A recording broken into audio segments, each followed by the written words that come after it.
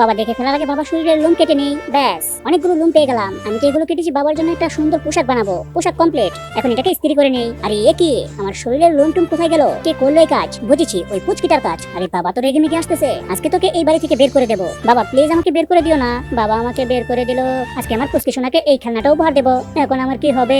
এখানে তো কোনো খাবার নেই। আরে ওই দেখ একটা পুচকে, আমরা আজকে ওকে খাবো। আরে বাবা কত বড় বড় ইঁদুর আসতেছে, তাড়াতাড়ি পালাই, কেউ তো আমাকে বাঁচাও। তোমার ওই পুচকি সোনা আমার শরীরের লোম কেটে ফেলেছে, তাই ওকে ঘর থেকে বের করে দিয়েছি। কি, তোমার এত বড় সাহস? আমার আদরের পুচকি সোনাকে তুমি ঘর থেকে বের করে দিয়েছো? ও তো তোমারও সন্তান, একটা না হয় ভুল করেছে। যাও তাড়াতাড়ি নিয়ে এসো, না তো আমিও বের হয়ে যাবো তোমার ঘর থেকে। না না, তা হতে পারে না, আমি এক্ষুনি আমার পুচকি সোনাকে আনবো। প্লিজ ইঁদুর ভাইরা আমাকে খেও না, আমি তো এখন অসহায় হয়ে গেছি।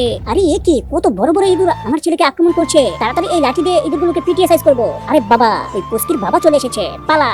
বাবা দেখো, আমি তোমার জন্য এই সুন্দর জামাটা বানিয়েছি। সরি বাবা, আমি বুঝতে পারিনি তুমি আমার এত ভালো উপকার করবে। তো বন্ধুরা, ভিডিওটি ভালো লাগলে চ্যানেলটা সাবস্ক্রাইব করো।